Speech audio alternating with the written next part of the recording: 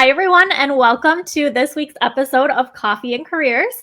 I am Erica O'Toole, the Interim Director of the Career Development Center, and I am very excited to be joined by two professors from the English department. We are going to be talking today about what you can do with an English major, and just really excited about what we're going to talk about today. So, as usual, I am drinking my coffee with my cinnamon vanilla creamer in my Rae Dunn mug. You guys know how much I love Rae Dunn.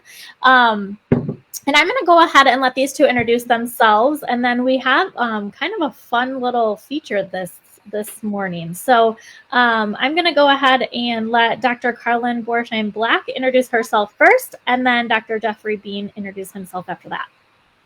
Thank you. Well, I know it's coffee in careers, but I have my carbonated water. Does that count? Thanks for having us. I'm Carlin Borsheim-Black, and I've been at CMU now for about 10 years. I teach in the English education program, so I work with the students who want to be English teachers, and I teach the methods courses, how to teach literature and those sorts of courses, and also young adult literature and like composition as well. Awesome.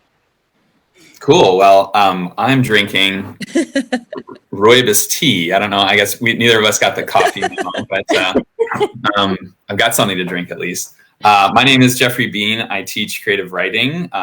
Poetry is my main genre, but I also teach the multi-genre introduction to creative writing class. So I teach some other genres as well. So I hear that we're going to be playing a clip also from a live performance that I did a few years ago with my faculty band. There's a band of creative writing professors called Daryl and the Beans. And we started it about 10 years ago, actually because I'm just now remembering this. There was going to be a faculty talent show for the college. And they said, all right, everybody sign up for the faculty talent show. And so Professor Darren Doyle, Professor Robert Fanning, and I, we were all kind of musicians in a former life. We all had played music before and played in bands. And we said, we should put something together for this talent show. And what we did is we came up with this like ridiculous kind of slow jam, slow ballad, 3-part harmony version of Come On, Feel the Noise, that hard rock song. And it was really funny. And we played acoustic guitars, and we said, we'll perform this for the faculty talent show, but we were the only faculty members to sign up. We were the only ones. So they canceled the talent show. We were declared the winners. Nobody else competed with it. But we said, we have to do something with this. So we started playing twice a year, every year since then, until the pandemic. The pandemic has put it on hold, but we're hoping to come back in April. But every year since then, we played twice a year, usually at the last one of the last creative writing reading events of the year, and then we would play at the Max and Emily's concert series for Welcome Weekend, opening for famous folks. Like we did our biggest show, I think, is when we opened for Jeff Daniels and the Max and Emily's concert series. So we have a lot of fun playing in that band, and we turned it into a way to generate money for a scholarship in the English department. We sell T-shirts and CDs. So I think you're going to play a clip from one of our live shows that was at a reading. Our most famous song, which is I don't know if I should say what it is first. Maybe I'll let you play it, and then I'll say what it is. All right. And I was very excited when you told me about this, so we had to play a clip. And I understand that you go by Bean, so I'm going to go ahead and play your song, Bean. I'm very excited about this. So here we go. That's great.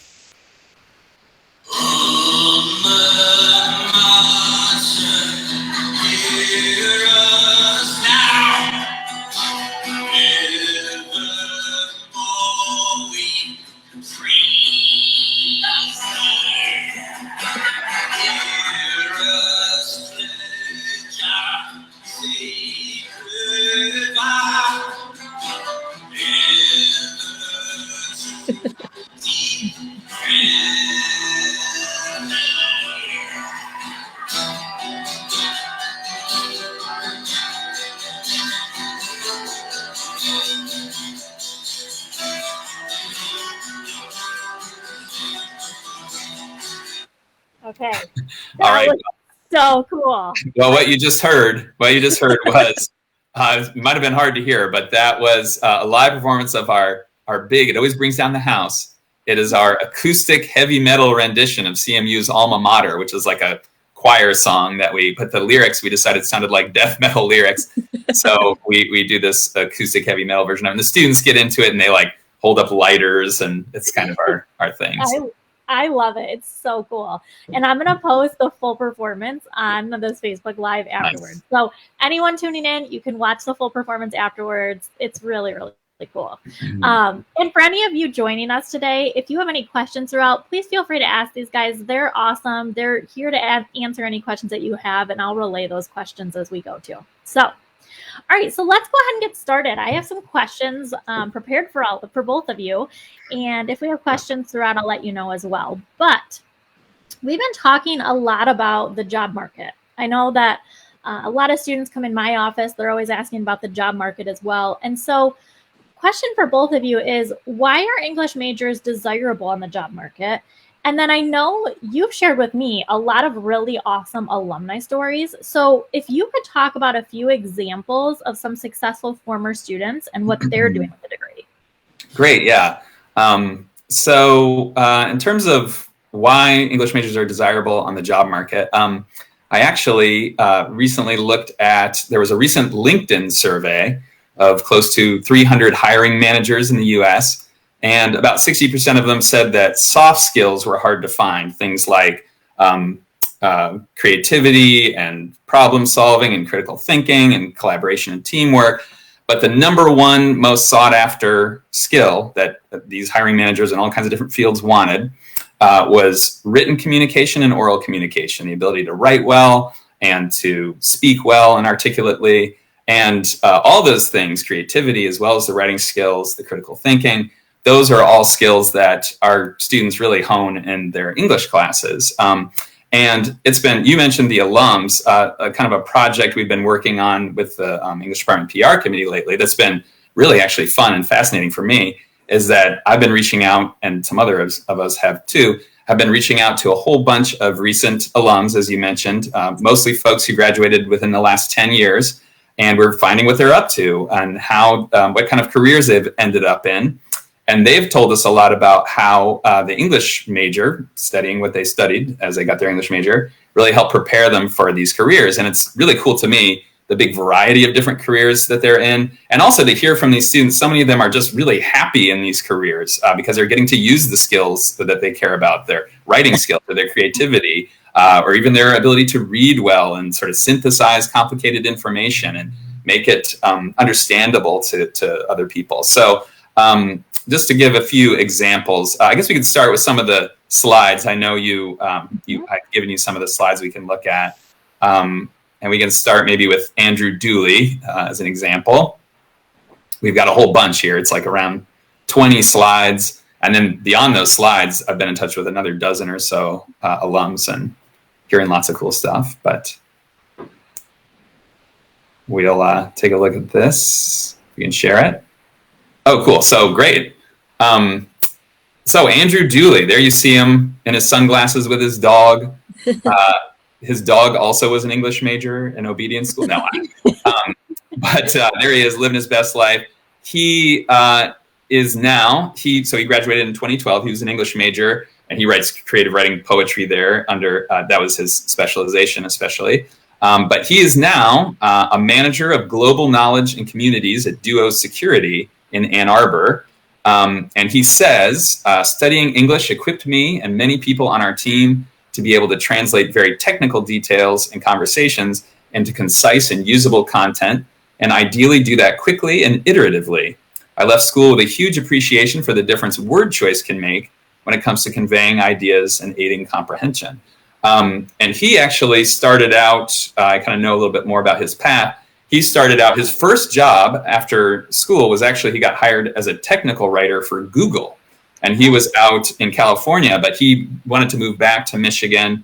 And he ended up connecting with Duo Security, the company he works for now. But he started there as a technical writer as well. But now he's in a managerial role there and really happy and gets to do a lot of collaboration. And, I've talked to him informally, and he talks a lot about the stuff he learned in his creative writing classes and English classes helps him a lot. One thing that I've heard from him before, and I've heard from others, is that, for example, in creative writing classes, we do a lot of workshop. where students are responding with constructive criticism to each other's writing. And a lot of them have said, actually, that has been really great experience, especially if they end up in a managerial role like this. Giving and receiving useful constructive criticism is a really important skill, but a difficult one to learn. But I've had several people tell me that that's a useful skill they've gotten from their creative writing classes anyway. So, all right, so that's Andrew. And then we'll take a look at Delaney. It's another example of a more recent graduate.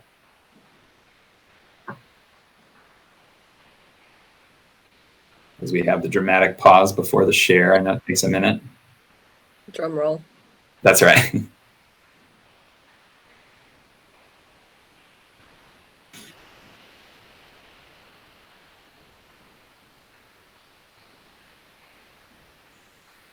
And if we're having trouble sharing, I can, oh, there it is. Spoke 1 second too soon. All right, so there's Delaney, living her best life. She graduated in 2018. And this one's kind of fun to me because Delaney actually, she went to graduate school for creative writing. She went and got an MFA in creative writing, studying poetry. And she went to the University of Alabama for her MFA program, which is a great program. That was actually my MFA program. So I was proud that she went to my alma mater for that. But she still writes a lot of poetry and publishes her work pretty widely in journals. She's working on a book manuscript. A lot of our graduates, no matter what jobs they end up in, a lot of the ones in creative writing are still writing, they're still publishing. So that's great to see. And some of them tie that very directly to their careers if they're in academia or teaching writing, which we have some students doing that too. But Delaney, she graduated recently from her MFA program, and she wanted to live in Grand Rapids, and she looked around at jobs, and she ended up getting this job with the Grand Rapids Chair Company. I think a company she hadn't really heard of before, but she's told me she really loves working for this company. It's a very creative, cool company. And she's the social media manager, but she writes a lot of articles and generates social media content, uses her writing and creativity skills for this company. And she loves it. And she says here, I can't emphasize enough how valuable having the skills of a writer are. If you can research, synthesize, and make it sound really good, that is extremely useful. I don't have a design degree, but here I am cranking out articles about interiors all over the country. Rhetoric is a powerful tool. So that's another example of a student. And then we could take a look maybe at the third slide. And while you're bringing that up, we'll look at Glenn, but I could just start listing some other students here without going as much into detail. But while you're bringing up Glenn, oh, never mind. Geez, lightning fast. Right when I figured out a good way to fill the time. Well, there's Glenn. So Glenn is one of our many students. We've had several that we've been in touch with who work as technical writers in one way or another. And Glenn works for Bosch. I believe he's in Sterling Heights, Michigan. All these folks are back in Michigan, even if they've moved away, the ones we're looking at. He says, especially with remote work, looking more like the rule, not the exception, being an effective communicator will be important beyond emails. Even informal messages on your company's approved messenger services can be critical to the success of a task or project.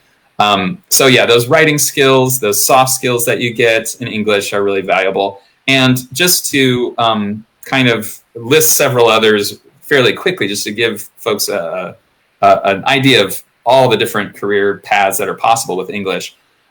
So there's Jordan Gakely, who we had hoped would join us today. We'd very recently been in touch with her. She couldn't, unfortunately, but she wanted to. But she just found her, quote, dream job, that's what she called it, as an admissions counselor for the Art Academy of Cincinnati. It's an arts college in Cincinnati, where she lives now. And she says they offer 8 different BFA majors, one of which being an amazing creative writing program. She was an English ed major, actually, so I know she's had Carlin in class too. And also she was doing a creative writing certificate. She was a creative writing student.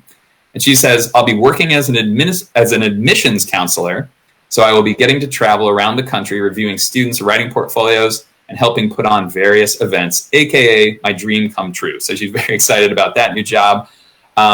We have also, for example, Bridie McDonald, who's now a logistics manager at Strategic Delivery Solutions RX. She works in shipping and logistics in New Jersey. Not something she knew she would love to do when she was an undergrad studying English, but I followed her career after college, and she got really into shipping and logistics and was able to get these jobs because she was a great communicator, great problem solver, critical thinker.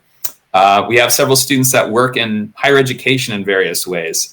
Michelle Campbell is a program manager for postgraduate and faculty initiatives at University of Michigan. And I know she had another kind of administrative role at Duke University before coming back to Michigan. There's a theme there. Sierra Cook, one of our recent graduates, is working at NC State in an administrative role. She's a bilingual outreach facilitator. She gets to use her bilingual skills as well as her just writing and critical thinking skills in that job.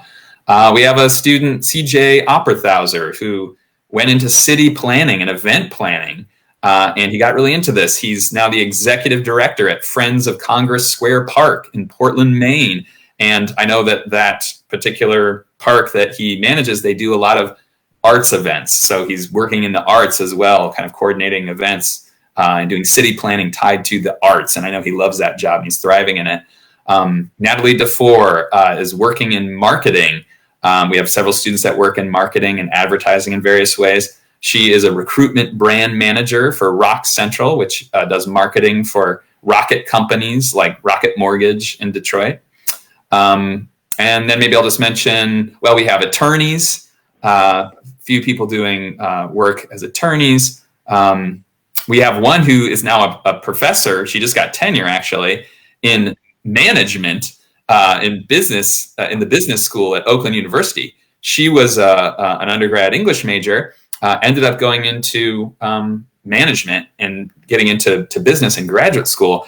And that's another thing that an English degree can do. It prepares you for a lot of different graduate programs as well. Folks, we have a couple right now at U of M pursuing Master of Science in Library degrees. One of them, for example, Joel Liesenberg, he is pursuing a Master's in Library Science and Japanese Studies at U of M, and he taught abroad for a while in Japan, taught English abroad. We have several students that like to do that too, like Bella Barraclough, who's now living in Spain and loving her job as an English language teacher in the schools in Spain there. And she's got a full-time job doing that now and loves it. And I've got a big list of a lot of others, but folks just do a lot of cool stuff. And one thing that like kind of commonality that I notice with talking to a lot of these alums, and really it's dozens and dozens of them I've been talking to, they are not only finding jobs that are fulfilling and that support them, but that they're fulfilling, that they enjoy what they're doing. And that seems like a common thread. Even if, for the most part, they didn't see themselves ending up in these careers, the English major really prepared them for a big variety of careers, which I think is one of the great things about it. Absolutely. What's really neat is the variety. I spoke in an English 234 class a couple days ago, and so many of them were expressing, what can I do that's a little bit different outside the box? Well, how can I travel? I mean, you answered every one of those questions with the alum you just talked about. So I love that, we have so many alum doing different things out there that the students are able to hear this not only on this Facebook Live, but in their classrooms. They're able to experience so much of this. So I'm so glad we're getting the chance to do this because I'm learning a lot of things that students are doing, but what amazing things our alum are doing out there.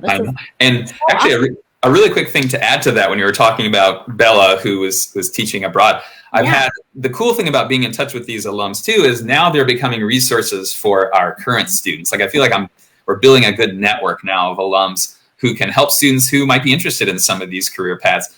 And Bella actually is a great example. She created an entire blog post that consisted of all the research that she did looking for opportunities to teach English abroad. And it's not just in Europe, it's in Asia, it's in South America, but she has this great blog post with a big list of all the opportunities she found for getting opportunities to teach English abroad. And she shared it with me, and I show it to a lot of current students, and I've put students in touch with her. They've Skyped with her. She's been happy to talk to current students. So that's been a cool thing too about reaching out to these alums.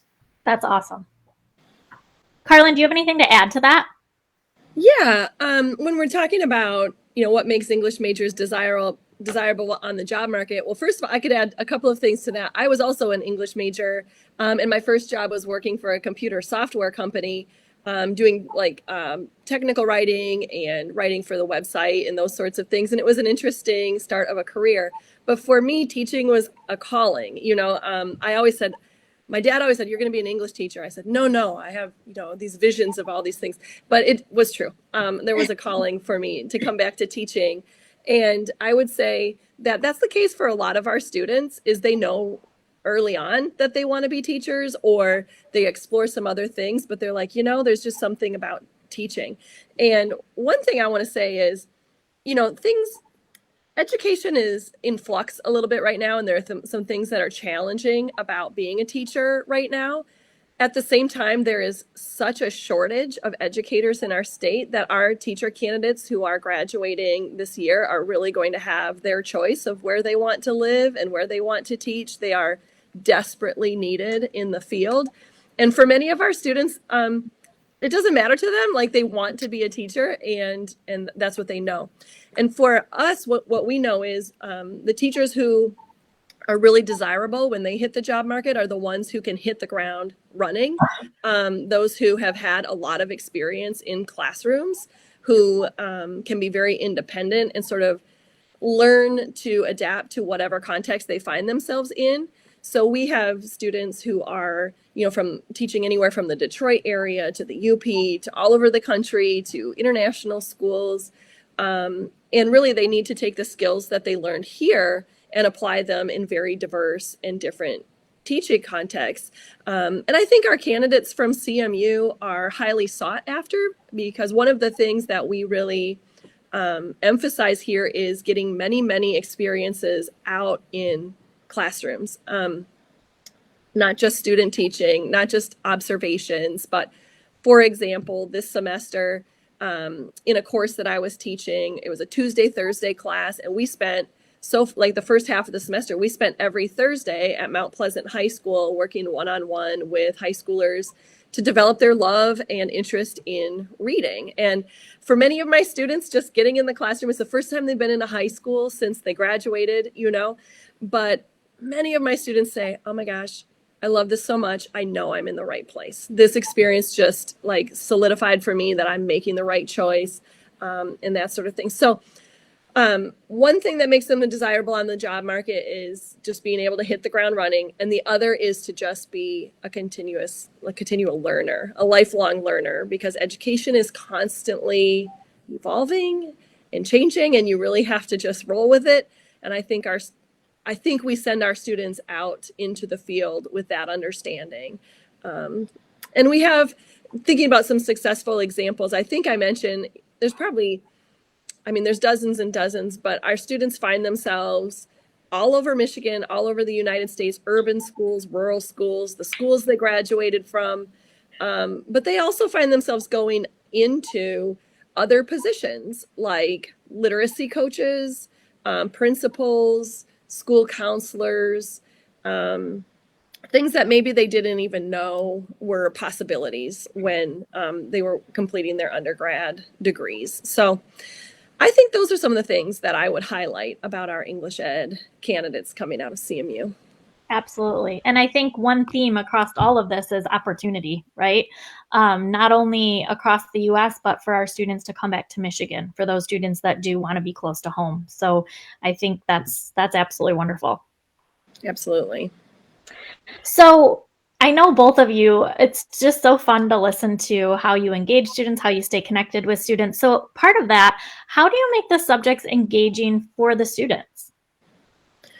Yeah, so I think one thing I would start by saying is, to me, so much about being engaged with what we're doing in the classroom has to do with building a community, that we're not just showing up, sort of sitting in the desk behind a laptop, getting the work done and going home. But I often encourage my students the first day in we have a 200 level introductory class, to sort of look around and can start to consider themselves and each other colleagues, because they will continue to see each other around Michigan at professional conferences, in school districts.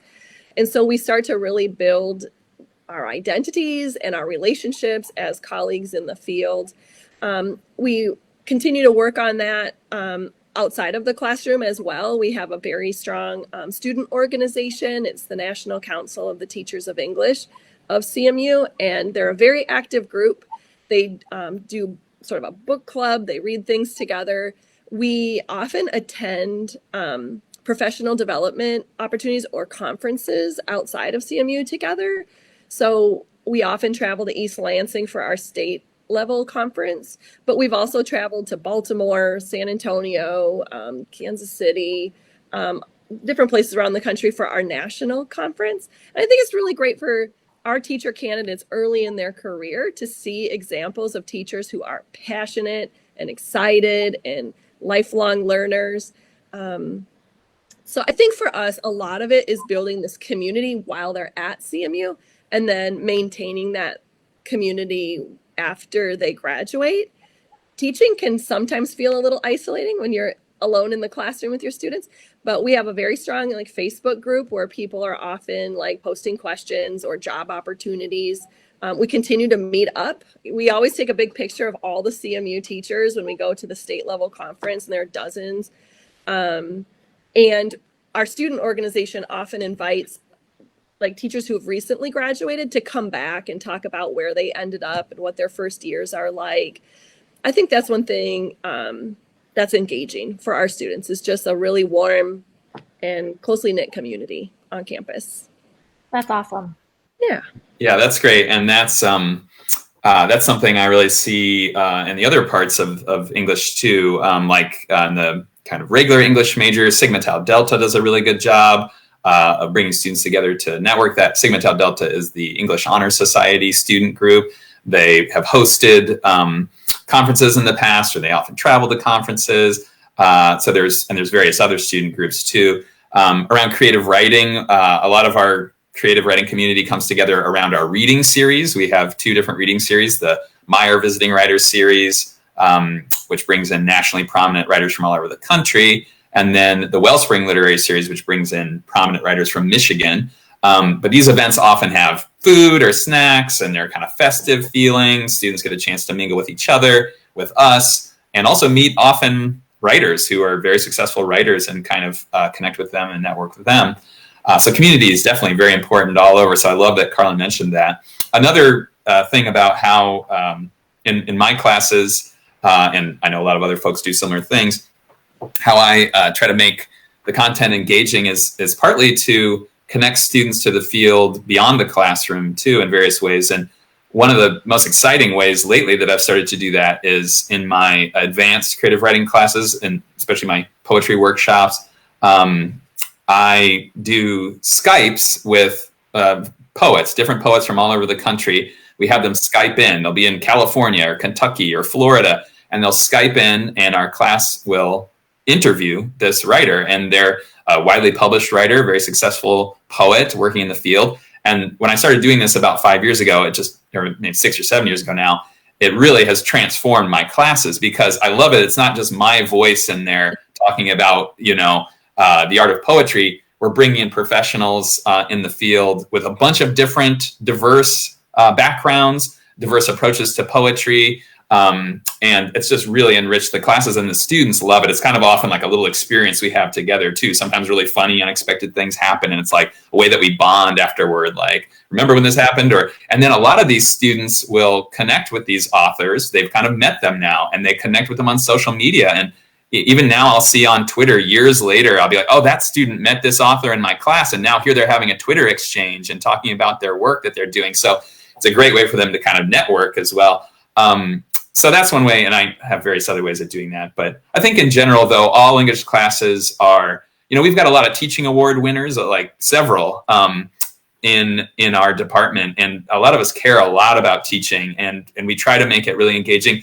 And I think everybody takes a really hands-on approach. It's not long, boring lectures. There's a lot of exciting discussion and engaging activities and group work and things that get students up out of the seats or even out of the classroom sometimes to go do really engaging activities where they can, in creative ways, think of ways to apply the skills that they're learning in their English classes. So that's awesome. Yeah, I mean, in the classes that I've presented or even just been a part of, I noticed that in all the English courses, how passionate all the professors are about not only making sure the students learn the content, but that they're really soaking up the real life experience. And so I love that poetry idea. That's really cool. That's an awesome example of what faculty are doing to really promote this real world experience. So I love that. Yeah. I could actually add on to that. I know several professors in the department, when students express an interest in something, I know several professors who have collaborated on research with students on those areas. And then, whether it's collecting data or that sort of thing, but then go on to co-present together at conferences or even co-author articles. So I think that one plus about CMU is that the classes are small enough and that the professors are, the classes are not taught by graduate students. They're taught by professors who want to keep their scholarship going. And often that means merging your scholarship together with your teaching. And so when students come with honors projects or just an interest, showing any kind of interest in what is happening in class, I think there are a lot of opportunities to extend that learning outside the classroom. Absolutely, which is so amazing too, for resumes, for CVs when they're applying to grad school. I mean, what an awesome experience for our students to be able to work so hands-on with their professors. 100%. Very cool.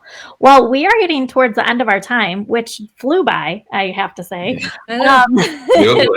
It was great. So just any last minute thoughts from either of you? I have something. I've been thinking about this, that one thing I tell students over and over again, sometimes they're nervous about signing an English major, but they love it. But of course, it's not a major it's not like pre-dental that exactly it's going to connect to, you're going to be a dentist.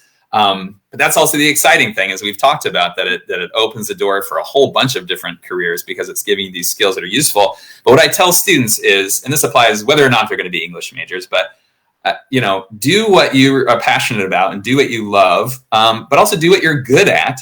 And that's going to lead you to the right place. It's going to, you might not be able to see that end destination yet, but if you follow what you're good at, what you're passionate about, what you care about, it's going to lead you to the right place. And you might not have known that you were going to start writing for a chair company or become a lawyer or teach overseas in Spain or, be a manager at Duo Securities. You might not have known that's where you were going to go, but you got to that place. And then you love your job because you've been following the things that you love to do and that you're good at, and you're going to be satisfied and you're going to find your way. And I used to say that at the beginning of my career and be like, I hope that's true because I don't want to be lying. But now that I've been doing this for 20 years, almost 20 years, I see that time and time again. That's really true. The students who do it, they find their way. They find great careers. So many of them find great careers and they find fulfilling careers. So do what you love. That really, there's something to that old adage.